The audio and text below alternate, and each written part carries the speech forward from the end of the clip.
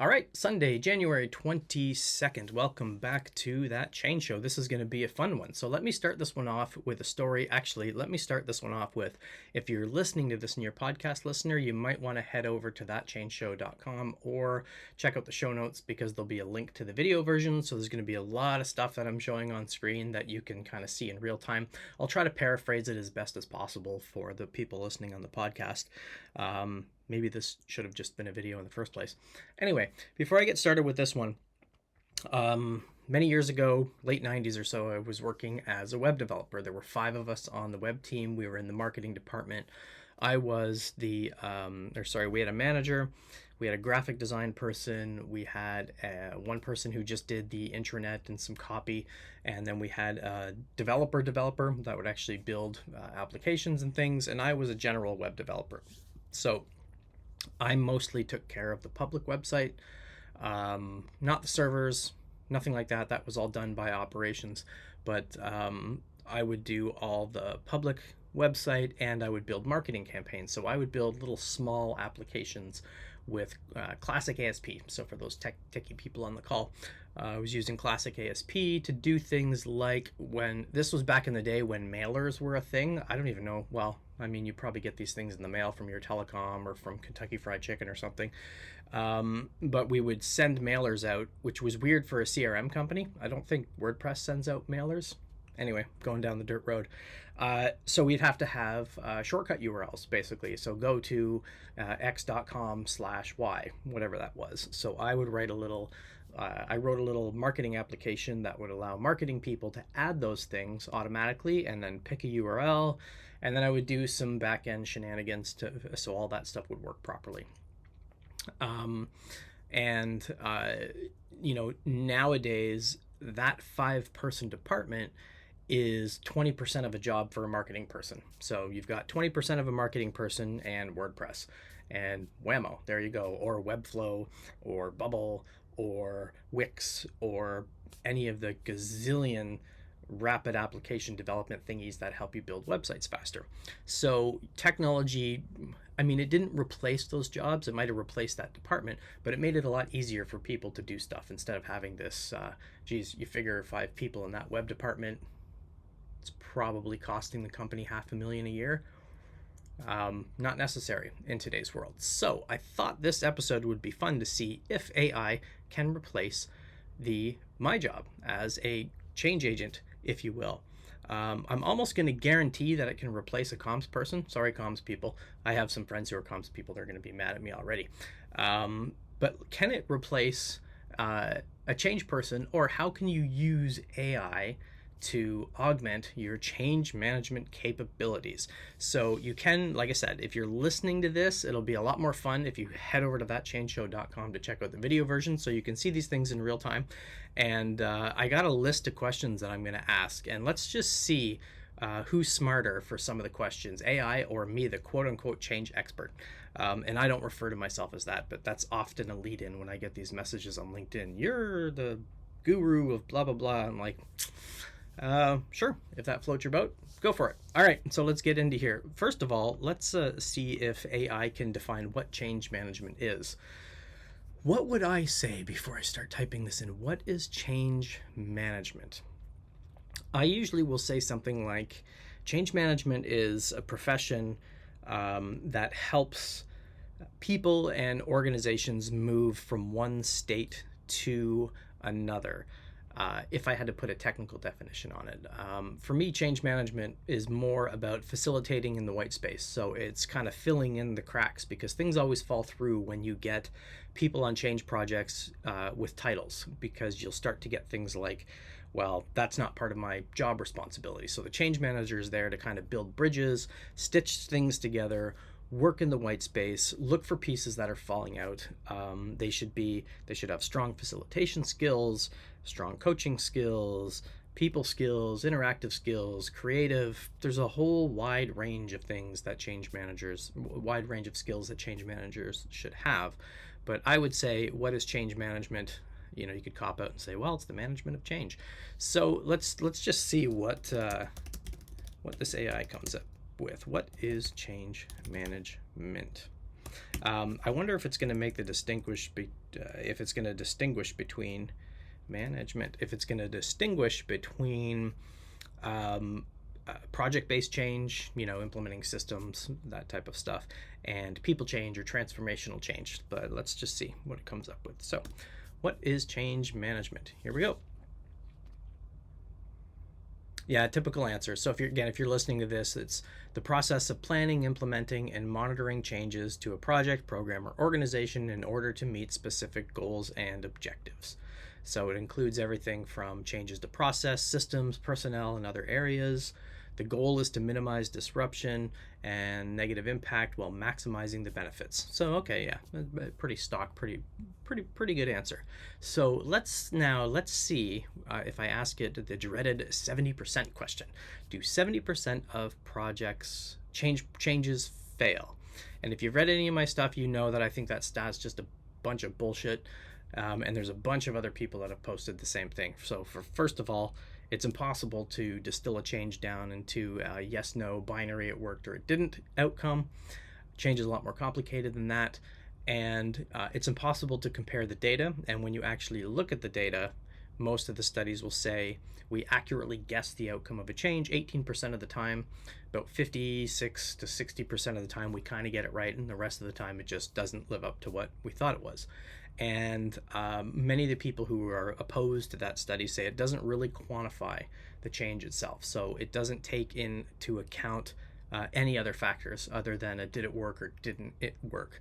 So let's see what the AI comes up with this. So do 70% of changes fail? All right, here we go. There's a common cited statistic that 70% of changes fail. However, the origin isn't entirely clear, and there is some debate over its accuracy. So studies find that a significant percentage do not meet their intended goals, while others have found that the failure rate is lower. So it's important to note that change initiatives can fail for a variety of reasons. Change management is a complex task and requires a robust plan and a good execution to achieve the desired results. Okay, so it had some interesting things about the 70% stat, but given the fact that it used robust, I don't think I'll ever trust AI again for change. Anyway, it's just such a useless word. So, all right, so one of the things it cites here is resistance. So let's see, how do you overcome resistance to change? Let's make that the next question. So my answer would be, how do you overcome it? I think everybody listening, if you've read any of my stuff, you know what my stance on resistance is. I don't think it's a thing at all. I think it's a manifestation of our perception of what we see.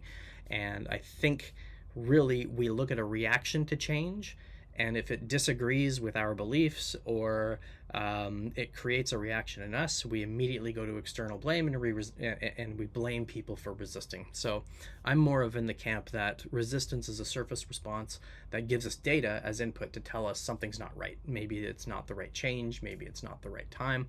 So we should get curious instead of furious. We shouldn't try to use Newtonian force to overcome it. So given that last answer, I'm guessing it's going to come up with a bunch of, you should have a strong communications plan. You should tell people why the change before. You should do a good change assessment before you get started. I'm guessing it's going to give you a bunch of those easy answers. So let's just check. How do you overcome resistance to change? Survey says it can be a challenging task, but there are several strategies. Okay, brace yourself. This will be a long one. Yep. Communicate the need clearly. Make sure everybody understands the reasons. Involve employees in the change process. Co-creation. Yeah, pretty good.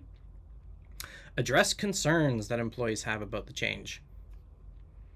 Provide training and support. Yep, another good one. You could actually even say it's just coming up with a change strategy, which I'm going to ask it in a second, and I bet you any money is going to come up with the exact same things. Number 5, lead by example. Number 6, address resistance immediately. 7, reward and recognize success. Yeah, that works really well. Be flexible. Be willing to make adjustments to the plan as necessary. So remember that resistance to change is a normal part of the change process, and by understanding the reasons behind it, you can increase the chances of success in your change initiative. So that's not too different from what I would have expected it to say. I think obviously it went into a little more detail, but this episode could be 7 hours long, and I don't want it to be that long. So let's just go through this a little bit quicker. And all of the answers, I'm going to post all of these answers as well. So in the show notes, and this is a reminder when I watched this back to make sure I cut out all the mistakes. In the show notes, there'll be a link to the questions and what the answer was. So even if you are listening to this, first of all, thank you so much for listening. Second of all, you'll be able to see everything up in the show notes. I'll put a link to that too. Okay, so how do we overcome resistance? I was going to ask it, how can I ensure successful change? But I'm pretty sure it's going to give me the exact same answer as the one I just put. So I'm going to skip that one and get on to measurements. So how can you measure change management? How do you measure the success of change management? Now, I guess it's going to come up with some ROI related stuff or benefits realization. It's going to say something like, at the start of the change, you need to come up with the reason why the change is happening, what the benefits are, what the ROI is, and then have key performance indicators or something that you measure and monitor against. So let's see what it comes up with. Measuring the success of change can be a complex task. Okay, all right. Depends on the goals and objectives. Here are some common ways. Key performance indicators. Identify specific KPIs that align with the goals. Surveys and feedback. Collect feedback from employees, customers, and stakeholders to gauge their satisfaction. ROI. Calculate the financial impact of the change and compare it to the cost of the change initiative. Adoption rate. Measure the rate of adoption. Compliance rate. Oh, that's interesting. Measure the rate at which employees and other stakeholders are following the processes. I guess it's not exactly like adoption. Performance metrics. So measure the performance of the organization or specific departments. So measuring the success of change is an ongoing process, not a one-time event, and it's important to communicate the results to stakeholders. Okay, that one's pretty good. Sorry, I shouldn't say that one's pretty good. That one's pretty stock. I mean, you could probably find 1,000 articles on LinkedIn that say the exact same thing. Actually, fun fact, I read a top trends of change management in 2023, which I'm pretty sure was AI generated, because when I Googled it, I actually found 2 sites that had the exact same copy on it. And I don't want to out these people. That's not the point of it. But how useful is stuff like that, right? So I guess the one interesting thing about adoption rate, and this is something that has always just genuinely confused me. If you are creating a new process or a new system, your adoption rate is going to be 100%, because if the old one's going away, it's going to be 100%. Now, and this is nitpicking, but the distinction should be the percentage of adoption over time. So how fast people are adopting it, as opposed to just or maybe that's what's meant by adoption rate. Yeah, these are all tangible things. And I separate my change measurements into diagnostics and measurements. So diagnostics, how do we know we're headed in the right direction? And measurements, what's the evidence we're going to see that tells us we got there? And then mix and match those things to match whatever your change goal is. All right, so let's get into a couple more questions before I get into a couple of things that I'm going to ask it to do that could actually replace my job. So first, let's get into a change management strategy. So if I scroll back up, what was it? The resistance question I asked. I'm guessing the change strategy is going to almost be exactly like that. Have a rewards program, communicate the need for change, have an implementation plan, implementation or rollout plan. I'm guessing it's going to use implementation, because rollout's not. Implementation is a better word. A strong reason for the change, so that might be a vision. But I'm guessing it's going to have like those core components that is kind of a checklist of what are all the good things that a change needs. So let's ask it that. So what is a change management strategy. Ba-da-da, here we go. It's a plan for implementing changes to a project, program, or organization.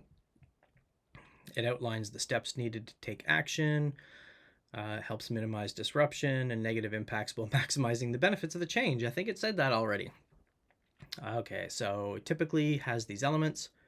The need for the change. So why is the change necessary? What the goals are. Assessing the impact of change.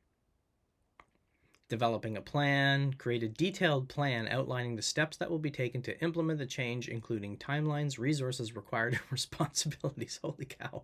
That's awesome. It's like they took this right out of CM Bach or something. Actually, that's interesting. I might ask it that. Communicate the change, manage resistance, monitor and evaluate progress, and celebrate success. So a change management strategy should be tailored to the specific needs and circumstances of the organization. Yes, obviously. I was at a traditional change meetup and they wanted to ask, how does lean change approach change strategy? And it was kind of like, to not get too technical, but you might have heard of user stories in Agile. So user stories, when they were first created, the intention was a conversation. So Ron Jeffries created the 3 C's, which was card, conversation, confirmation. So we write it on a card so it can't hold all the details. That makes it a placeholder to the conversation. And the confirmation is, how do we know when it's done, essentially? And then as Agile became more popular, people would not have requirements documents anymore. They would have user story documents. And it was basically a one-to-one parallel of this requirement equals this user story, which is horribly wrong because the intention of those things are completely different. It's impossible to have a one-to-one relationship between a requirement and a user story. And it's the same with a traditional change management strategy and lean change. It's not a one-to-one relationship. So, the need for change, developing a plan, communicating, all these things that are in here, the change canvas is the placeholder that captures most of that stuff. The process of how that change canvas is created is the change strategy. So between that and the big visible wall, which becomes our single source of truth, and all the other elements of lean change, is just a completely different approach that we have for strategy. So our strategy is basically we do just enough to get started. We co-create it. We start the alignment process, and then the canvases and the lean coffee sessions and open spaces and the big visible wall and weekly stand-ups and retrospectives. Those are all the things that get people together for conversations to adapt and adjust as we move through the change. So we don't have a year-long implementation plan. We don't have a resistance mitigation plan because every week, maybe a week is too soon, maybe it should be every 2 weeks. Our iterative approach to change is the change strategy. So interesting, the things that comes with there. So let's get into, here's a good one I wrote down. Do change certifications matter? Okay, this can go really well or horribly wrong. Certifications matter. What would I guess it would say? Do certifications matter? I'm going to guess it's going to come up with there's some value in certifications. And depending, maybe it's going to say something like, the pros. I've kind of noticed that there's like almost a pro and con kind of thing to some of these answers so far. So the pros would be, you're getting an education, some standardized education or some authorized education from some global body or recognized body. But I'm guessing it's going to say, but again, certifications don't ensure that people have the actual skills to do the job. It just means they essentially, their credit card wasn't declined when they paid for the course, and they were awake for the course, but it hasn't done anything to say if they actually have any skills or have actually done any of this type of stuff. So let's see what this one comes up with. All right. Survey says they can demonstrate a level of knowledge and expertise. They can help individuals gain a deeper understanding of practices and principles, blah, blah, blah. And here's the con. However, certifications do not guarantee success. Experience, skills, and ability to adapt are important. Can be useful to a resume. Can help demonstrate commitment. That's a good one. It can serve as a benchmark for evidence of knowledge and skills. Some carry more weight than others, and depending on the organization, the rigor of the examination and the credibility of the body. While certifications can be beneficial, they should not be considered the only or the most important factor in determining an individual's ability to manage change. All right, that makes sense. Okay, so let's start to transition because this is already going a little bit longer than I thought. So let's see. Okay, this is going to be some blows to the ego because I'm guessing it doesn't really know what lean change management is. So let's go. What are some good books on change management? All right, here we go. I should have guessed first. I didn't. I already hit enter, but God, there's thousands of them out there. I've got a stack of them right here. So there's lots of good books that can provide valuable insights. Here are a few popular ones. Leading Change by John Cotter. Yep, a lot of people cite that one. The Change Management Pocket Guide by John Hayes. Who Moved My Cheese by Spencer Johnson. That's a good book. Yep. The Power of Change, How to Lead Change in an Uncertain World by Paul Gibbons. Hey, I think that's Paul's new book. So hey, congrats, Paul. You made the list there. Crucial Conversations. Yep, I have that one. No, it's not there. Never mind. I would agree with that one. The Art of Possibility, Transforming Professional and Personal Life. Transitions, Making Sense of Life's Changes by William Bridges. Okay, I would agree with those. I would actually put all those above mine. It's also, oh, here we go. There's a few other great books. It's a good idea to read and learn from different authors and approaches to get a well-rounded blah, blah, blah, blah, blah understanding of the subject. All right, so now let's see if it knows what lean change management is. What is lean change management? Here we go. See if it gets it. Come on.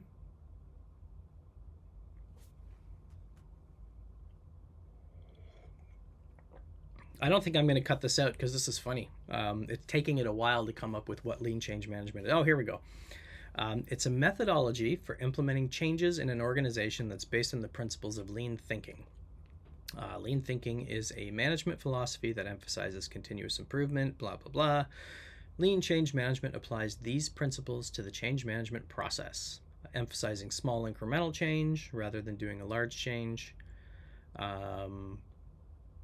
Encourage small incremental changes that can be quickly tested and refined, involve stakeholders, focus on value, continuously improve, rapid experimentation. Okay. Lean change management can be particularly useful in organizations that are looking to make frequent and small changes to improve process and efficiency. Sort of. That's a very, very lean Lean Six Sigma manufacturing type of description. So I'm wondering if it's interpreting lean as Lean Six Sigma, etc., and just stapling change management to it, as opposed to what lean change actually is. So let's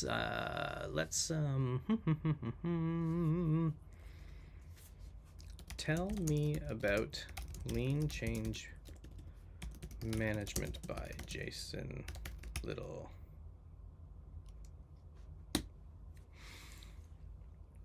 Let's see if it gets us. I'm an author and speaker and consultant who's known for his work on lean change management, which is a methodology for implementing change in organizations that's based on the principles of lean thinking. Well, no, it's based on agile design thinking and lean startup, mostly lean startup, but close enough. The book is broken down into 3 main sections. The first section provides the framework and the principles. The second provides practical guidance on how to implement the change using the framework. And the final one is a case study. I guess you could say that's sort of true.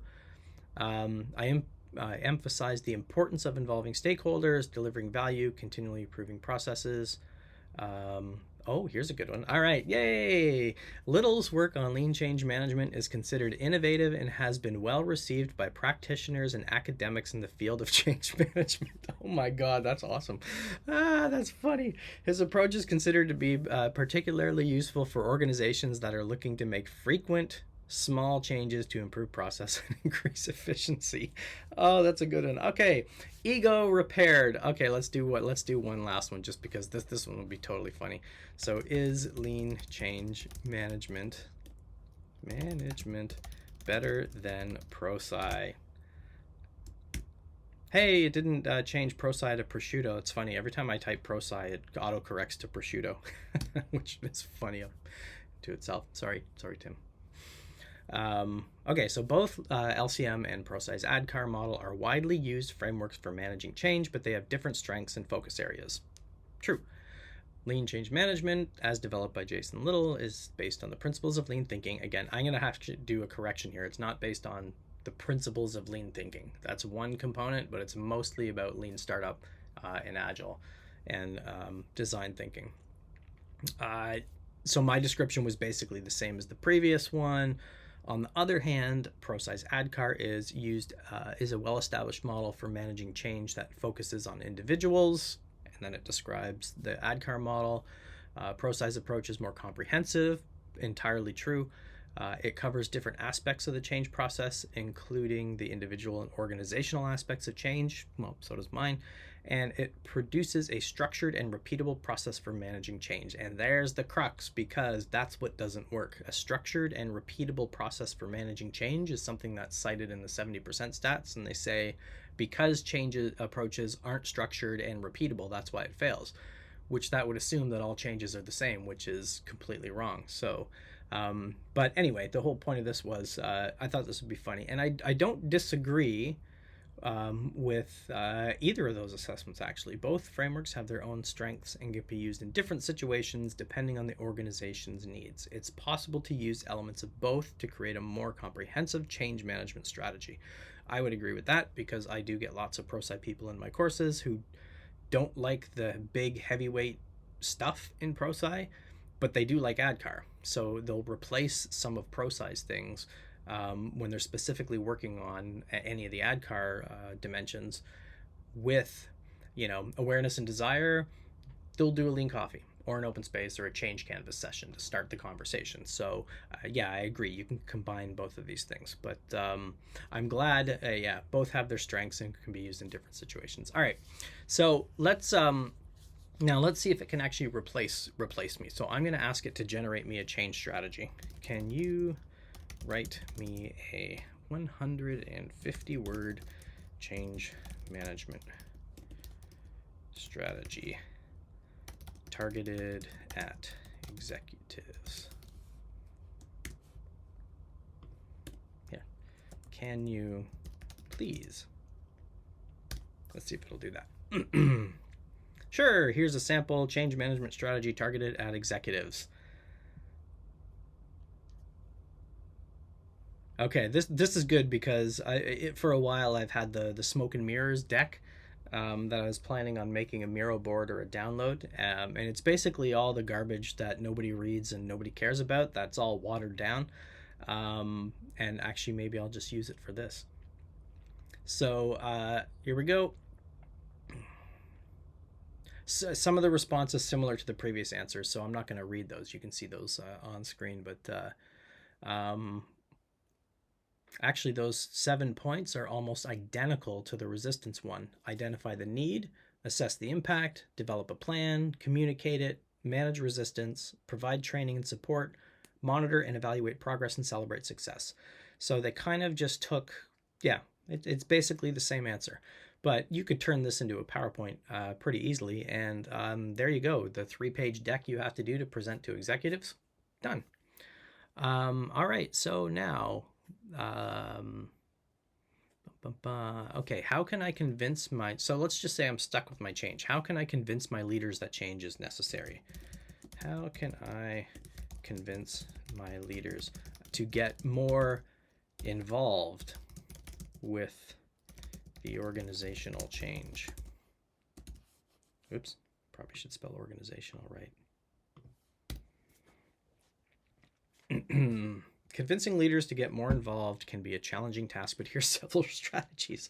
Communicate the benefits. Okay, same thing. All right.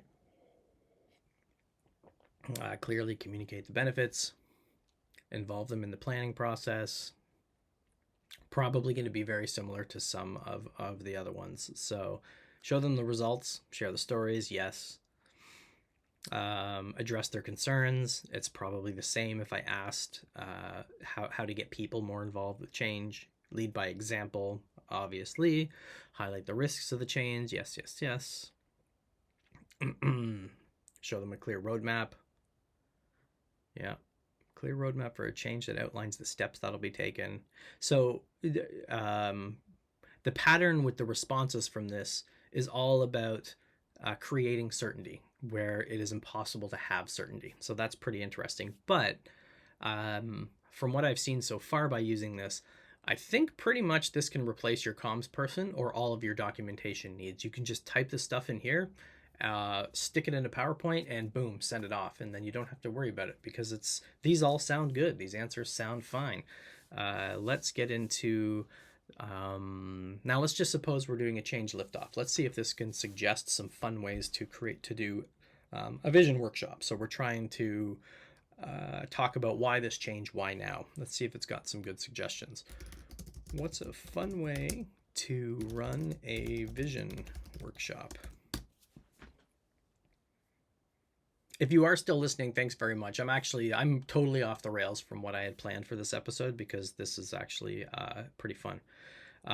So running a vision workshop can be a great way to engage and blah, blah, blah.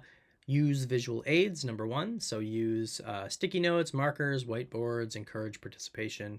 Use gamification, incorporate elements of gamification such as interactive quizzes, puzzles, or challenges. Use storytelling to visualize things and connect with the organization's vision. Use group activities, encourage creativity, encourage people to think outside the box and be creative. Yeah, right. Use humor to lighten the mood and provide rewards. Okay, give people gift cards and other incentives to make the workshop more fun. All right, that's pretty good. So let's now, okay, how do I encourage creativity and out of the box thinking? Let's see if it's going to give me stuff. So it can be a challenge, but here are several strategies. Oh boy. Encourage participation. Get participation from all members of the team where people feel comfortable expressing their ideas. You could say that's psychological safety and good facilitation. Encourage experimentation. Let people try out new things and test different approaches. Provide resources.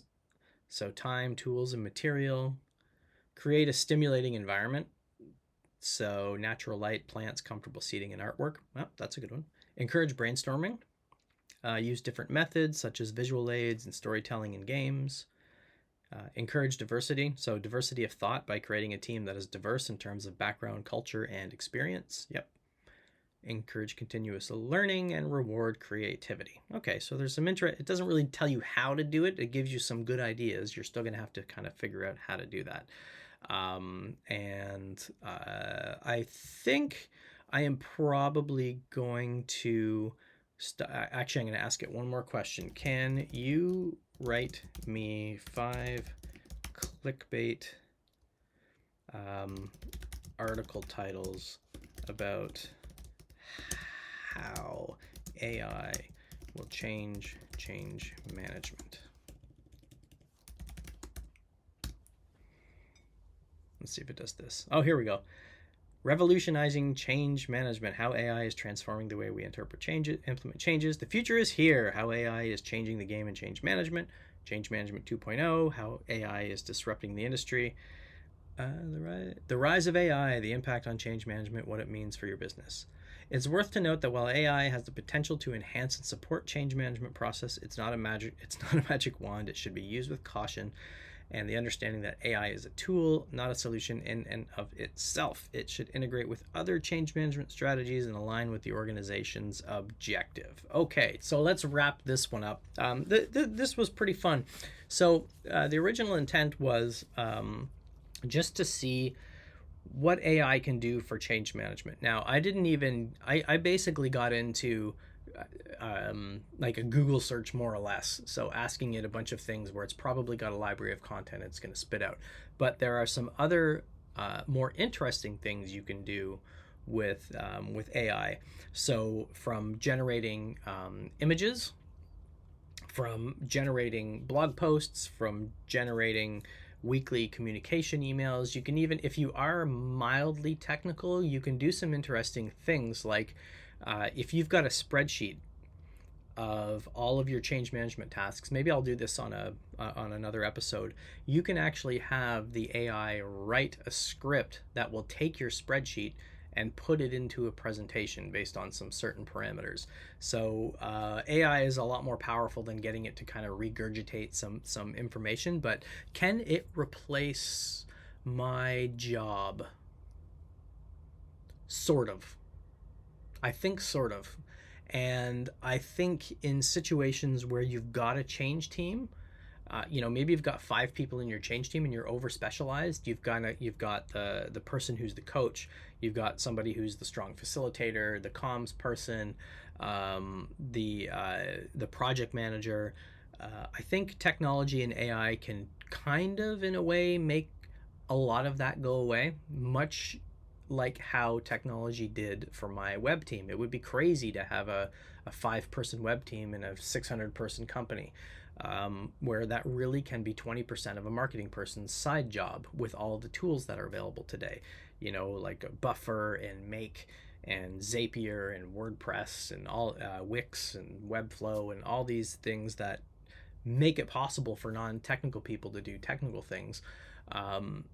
So I think it can. I think it can absolutely replace a lot of the stress and anxiety that comes with the documentation, because I can't believe how often I get that question is, what does lean change documentation look like? It's a canvas on a wall. You have a conversation in front of it. That's it.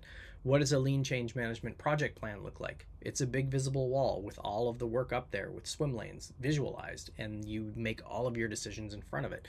So it's not like you're creating this documentation. So sometimes people will say, well, that's not enough. Our stakeholders want more. Well, number one, they don't. They want to feel certain, and they want to feel that you've got your shit together and things are under control, so they won't be surprised. So clarify what is it that they actually need, because I guarantee you they're not reading that documentation. There's some fun ways you can track that stuff too. So you can send out your update emails with a link tracker, basically, and you can see how many people are clicking on it. Guaranteed it'll be 0.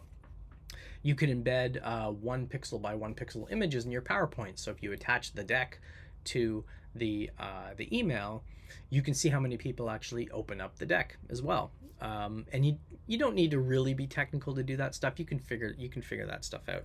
It's reasonably simple to do things like that. But I think, as far as I think all the change agents I know, they know what really matters, and that's working in the white space, and that's building bridges between people, and that's conversations, and that's facilitating the change, not micromanaging it and being the leader of the change, because we're not the leaders of the change. The people who are affected by the change are the leaders. And I know there's ego associated with I'm leading change and blah, blah, blah. You're not. That's maybe in the old world, sure, but in the new world, it's more about facilitation. And I think these AI tools can offload a lot of the really tedious, mind-numbing wordsmith things that we have to do sometimes to appease stakeholders. So that's it. I'm going to wrap this one up because this did go on a lot longer than before. So remember, if you want to see the questions and answers, go to the show notes. There'll be a link down there where you can find everything. If you stuck around to the end, maybe I should give you a reward or something like that. But anyway, thank you so much for watching and listening. Like I said, this one got off the rails pretty quick. I did have a plan. I had a plan in front of me here, but it just, as I was getting some of these answers back, it was just kind of poking a whole bunch of ideas. So thank you so much. Hit like and subscribe. Go to thatchangeshow.com for all the past episodes. Oh man, I'm going to go for a walk and I need some coffee now. All right. See you next time.